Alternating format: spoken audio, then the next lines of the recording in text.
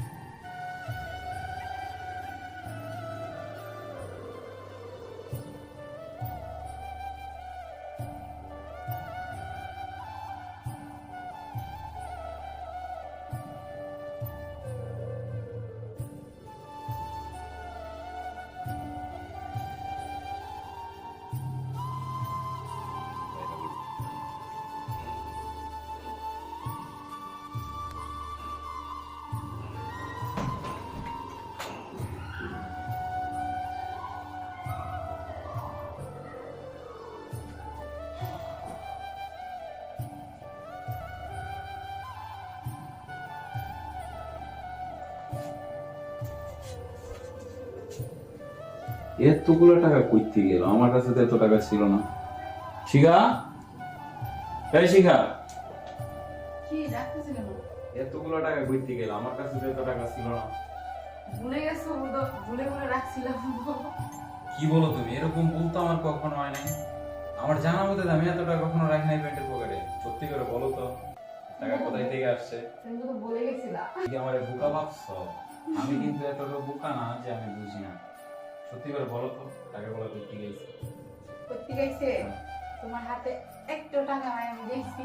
তোমার মানি ব্যাগও টাকা নাই, তোমার প্যান্টের পকেটও টাকা নাই। সেজন্য এই টাকাগুলো আমি যে ওই তোমার কাছ থেকে টাকা নিই না কাপড় চোপড় কেনার জন্য, এই টাকাগুলো আমি জমায় রাখছিলাম। তো সেই জন্য আমি তোমাকে দিয়ে দিলাম, তুমি খরচ করবা। তুমি নিজের জন্য জামা না কিনা তুমি টাকাগুলো আমাকে দিয়ে দিতেছো। হ্যাঁ, জামা কিনতে চাইছিলাম, কিন্তু যখন দেখলাম তোমার হাতে টাকা নাই, সেজন্য আর কিনবো না। আমার তো জামা অনেক আছে। তোমার খুশি আমার খুশি। যেই সংসারে মেয়েরা অল্পতেই খুশি থাকে ওই সংসারে কখনো সুখের অভাব হয় না।